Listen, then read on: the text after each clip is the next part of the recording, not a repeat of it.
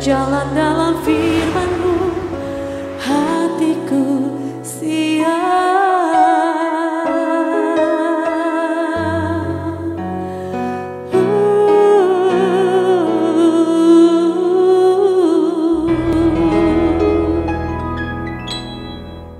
Salam, God Lover yang dikasihi oleh Tuhan Yesus. Senang boleh berjumpa kembali dengan saudara dalam program Rest in God malam hari ini bersama Diaspora TV. Setelah melewati berbagai kesibukan sepanjang hari ini, mungkin ada situasi yang membuat jiwa saudara menjadi letih lesu dan berbeban berat. Apapun keadaanmu, jangan pernah menyerah. Sebab Tuhan mengundang kita semua setiap hari untuk mengalami kelegaan. Ini yang dikatakan Tuhan Yesus kepada kita.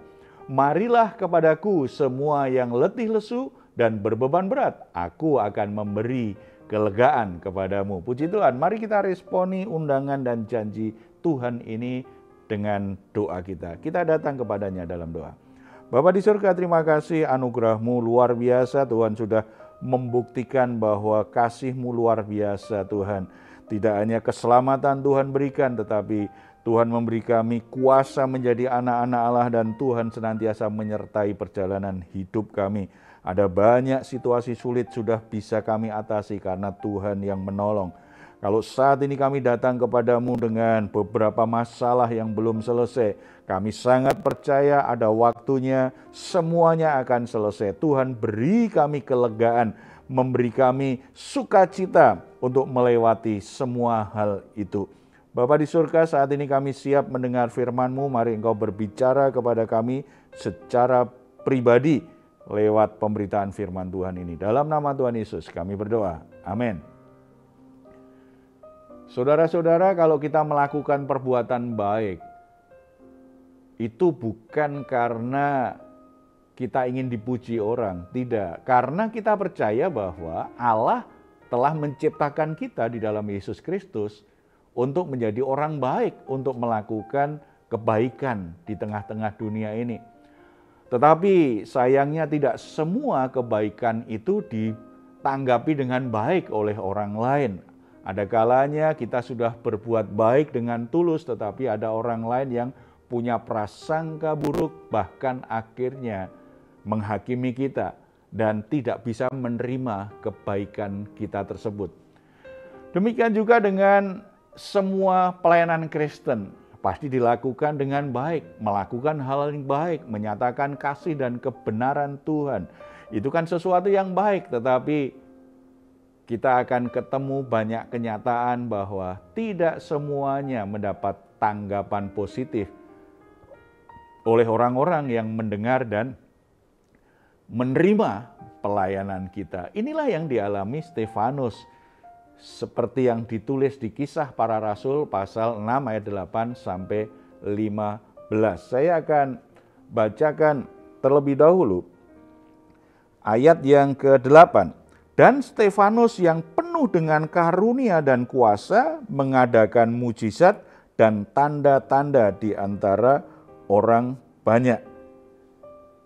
Stefanus melakukan pelayanan, pasti itu sesuatu yang baik karena lewat pelayanannya ada banyak tanda-tanda mujizat. Berarti ada orang sakit yang dia doakan sembuh.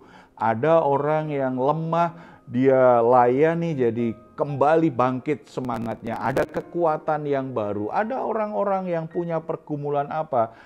Stefanus yang penuh karunia melayani dan menyatakan kuasa Tuhan bekerja.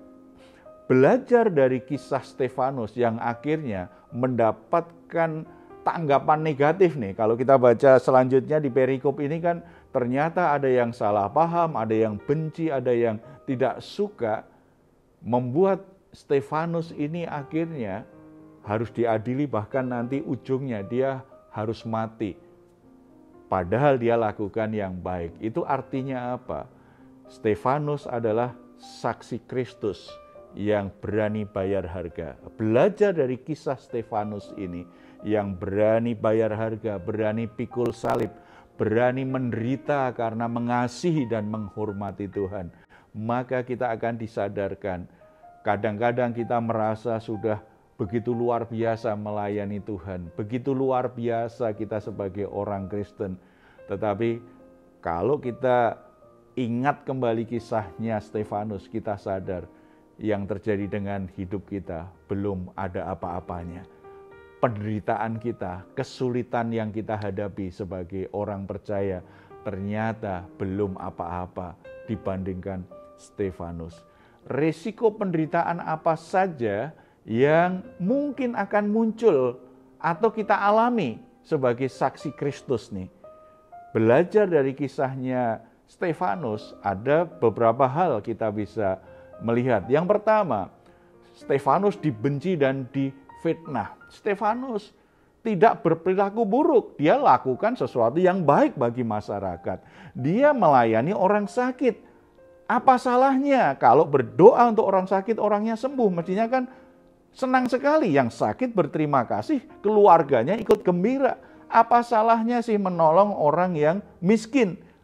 Apa salahnya membantu orang yang kekurangan? Itu kan perbuatan yang baik. Perbuatan yang mestinya mendapat tanggapan positif dari orang lain. Tetapi ini yang terjadi dengan Stefanus. Dia ternyata disalahpahami.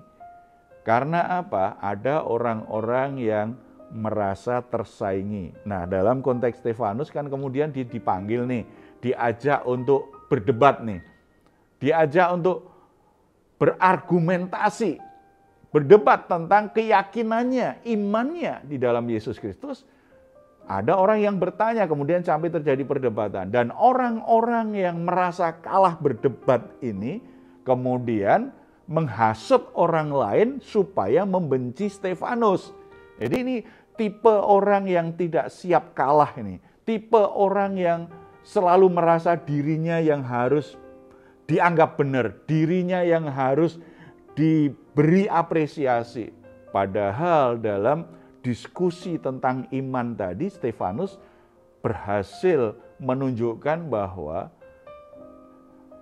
kebenaran tentang Yesus Kristus sebagai Sang Mesias, sebagai Juru Selamat, itu benar-benar dengan argumentasi yang baik. Makanya dalam tanda petik dia menang dalam perdebatan. Walaupun sebenarnya Stefanus pasti tidak ingin untuk main menang-menangan dalam berdebat. Dia akan menjawab pertanyaan.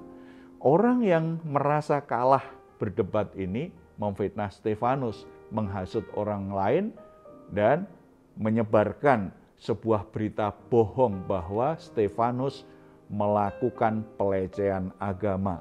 Stefanus melakukan penistaan agama. Saudara-saudara, akibatnya Stefanus alami penderitaan yang lebih berat dari hal itu. Ketika kita ingin menjadi saksi Kristus yang baik, kadangkala bahkan mungkin seringkali kita diperhadapkan dengan orang-orang yang memang membenci dan suka memfitnah kita sebagai orang percaya. Bukan karena kita nggak lakukan yang baik, bukan karena kita nggak peduli dengan orang-orang sekitar kita, karena memang mereka tidak mau kalah dalam tanda petik tuh. Sebab sebenarnya kalau bicara iman itu kan bicara pengalaman dengan roh Tuhan. Itu tidak bicara siapa yang kalah, siapa yang menang. Itu hanya bicara tentang seseorang yang dijamah Tuhan. Seseorang yang diterangi hati dan pikirannya untuk mengerti kebenaran. Ada hikmat Tuhan yang dimilikinya gitu ya. Ada orang-orang seperti ini tidak mau kalah. Orang-orang seperti ini memang pada dasarnya benci, tidak suka dengan kita, tidak senang dengan apa yang kita imani, tidak senang. Makanya mereka akan berusaha untuk menghasut orang-orang di sekitar kita. Kalau ini terjadi, jangan membalas kebencian dengan kebencian. Jangan membalas kejahatan dengan kejahatan. Di dalam Tuhan Yesus kita diajarkan untuk membalas kejahatan dengan kebaikan, untuk mendoakan orang-orang yang membenci kita, untuk berbuat baik kepada musuh-musuh kita. Mari kita lakukan apa yang Tuhan ajarkan dan tunjukkan kepada dunia inilah kebenaran, inilah kualitas orang beriman yang sesungguhnya. Jangan kita terpancing suasana dan akhirnya kita juga lakukan hal yang jahat seperti yang diperbuat oleh orang-orang yang membenci kita. Jangan sampai kalah. Dan yang kedua, Stefanus diadili dan dihakimi. Para pembencinya kemudian melakukan persekongkolan jahat supaya bisa menyeret Stefanus ke pengadilan agama dan menghakimi Stefanus dengan tuduhan sebagai penista agama, sebagai orang yang melecehkan agama, yang layak untuk dihukum mati. Tetapi ternyata Tuhan menyertai. Penyertaan Tuhan itu terlihat nyata itu dari wajah Stefanus yang memancarkan kemuliaan Allah. Mukanya seperti muka malaikat. Artinya dalam keadaan diperlakukan begitu jahat, dihakimi dengan jahat seperti itu, Stefanus tetap menunjukkan kasih yang begitu luar biasa dari Tuhan. Menunjukkan kehadiran Tuhan. Di situ nyata sekali Stefanus dipenuhi Roh Kudus yang menyatakan bahwa dia tetap ada dalam kontrolnya Roh Kudus. Tidak ada kebencian, tidak ada hal-hal yang jahat di hatinya, walaupun diperlakukan dengan cara yang jahat. Ketika kita bersaksi dan mendapatkan reaksi kebencian dari orang yang mendengar atau yang melihat pelayanan kita, jangan takut atau menyerah. Karena kita harus percaya bahwa Tuhan menyertai kita. Ketahuilah bahwa aku akan menyertaimu senantiasa sampai akhir zaman. Itu jaminannya bagi para saksi Kristus. Tetap ingat itu, tetap percaya itu. Kemuliaan Tuhan akan menyertai orang-orang yang menderita karena iman, karena kasih-Nya kepada Tuhan. Kalau kita ingat 1 Petrus pasal 4 ayat 14 dituliskan seperti ini. Berbahagialah kamu jika kamu dinista karena nama Kristus. Sebab roh kemuliaan yaitu roh Allah ada padamu. Luar biasa sekali. Orang-orang yang dinista karena imannya, karena Yesus Kristus Tuhan dan Juru Selamatnya, maka roh Allah ada padamu. Ada roh kemuliaan dalam hidupnya. Bukankah ini luar biasa sekali jaminan Tuhan dan penyertaan Tuhan? Selalu ada kemungkinan orang menanggapi kesaksian kita untuk menyatakan kasih dan kuasa Tuhan. Selalu ada dua kemungkinan ini. Ada yang menerimanya atau menyambutnya dan ada yang menolaknya. Namanya pemberitaan kan seperti itu. Tidak hanya memberitakan Injil, kabar baik dari surga. Untuk hal-hal yang lain pun selalu ada kan yang menyambut, langsung percaya dengan kita, menerima apa yang kita sampaikan, tapi ada juga yang menolak atau mungkin masih ragu. Yang ragu pun tetap nanti akhirnya dua, ada akhirnya menerima, ada yang menolak. Kemungkinan itu selalu ada. Oleh sebab itu jangan pernah menyerah kalau pemberitaan kita, kesaksian kita, pelayanan kita ditolak orang. Jangan menyerah, karena memang selalu ada kemungkinan, ada yang menolak. Tetapi bukankah Tuhan sudah tunjukkan dari sekian lama kita melayani, sekian lama kita meresponi perintah Tuhan untuk menjadi saksinya. Ada orang-orang tertentu yang membuka hati, yang menyambut kesaksian kita, yang membuka hati terhadap pemberitaan firman Tuhan yang kita sampaikan. Toh ada orang-orang seperti itu. Jadi jangan hanya fokus kepada yang menolak, tetapi lihat karya Tuhan yang sudah memakai kita, membuat orang-orang tertentu mengenal Tuhan, membuat orang-orang tertentu akhirnya memutuskan bertobat, meninggalkan jalannya yang berdosa, dan ikut jalannya Tuhan. Bukankah ada orang-orang yang dijamah Tuhan? Selalu ingat, Tuhan tidak pernah menyertai kita. Jangan ragu, jangan takut bersaksi gara-gara orang yang menolakmu selama ini. Kita harus lebih takut kepada Allah yang memerintahkannya. Kita harus menghormati Tuhan daripada lebih dari menghormati perasaan orang. Doa saya senantiasa untuk saudara terus menjadi saksi Tuhan, jadi berkat bagi banyak orang, dan dipakai Tuhan untuk membawa kemuliaan bagi namanya. Kita bersatu dalam doa. Bapa di surga, kami bersyukur dalam Yesus Kristus, kami adalah bagian dari rencana Tuhan yang luar biasa. Tuhan panggil kami untuk menjadi saksi-saksi-Mu, Tuhan panggil kami untuk melaksanakan amanat agung-Mu, Tuhan panggil kami untuk menjadi berkat bagi dunia ini. Kami bersyukur untuk hal itu. Biarlah firman Tuhan hari ini semakin meneguhkan kami untuk terus melakukan pekerjaan-pekerjaan yang baik seperti yang Tuhan sudah rencanakan dan perintahkan dalam hidup kami. Walaupun ketika melakukannya kami mengalami penolakan, ada orang-orang yang membenci kami, itu tidak membuat kami menjadi lemah, membuat kami menyerah.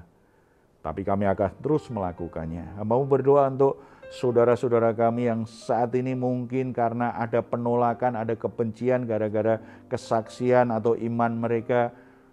Firman Tuhan ini kiranya meneguhkan iman mereka kembali, mengobarkan keberanian mereka untuk terus menyatakan identitasnya sebagai murid-murid Kristus, sebagai saksi-saksi Tuhan yang dengan kasih kebijaksanaan menyatakan kebaikan-kebaikan Tuhan pada orang-orang di sekitarnya. Tuhan berkati semua kesaksian anak-anak-Mu kepada sahabat, kepada orang-orang dekatnya. Lewat kesaksian itu kiranya Roh Kudus bekerja menjamah orang-orang yang membutuhkan keselamatan dari Tuhan, orang-orang yang membutuhkan anugerah Bapa Surgawi. Terima kasih Bapa, dalam nama Tuhan Yesus kami berdoa. Amin. Jika saat ini saudara atau keluarga sedang mengalami pergumulan dan membutuhkan dukungan doa, di layar saudara ada nomor telepon yang bisa saudara hubungin. Tim doa kami akan mendoakan saudara semua. Silahkan jika saat ini saudara juga ingin untuk memberikan komentar, tuliskan komentar saudara di channel Diaspora TV, di kolom komentarnya ya. Baik saudara-saudara, sebelum kita berpisah, mari kita memperkatakan bersama-sama Mazmur 4 ayat 8 sampai 9. Engkau telah memberikan sukacita kepadaku lebih banyak daripada mereka ketika mereka kelimpahan gandum dan anggur. Dengan tentram aku mau membaringkan diri lalu segera tidur. Sebab hanya Engkaulah ya Tuhan yang membiarkan aku diam dengan aman. Puji Tuhan, selamat beristirahat. Doa saya senantiasa untuk saudara, setiap hari saudara mengalami rest in God. Tuhan Yesus memberkati. Salam. Hatiku siap.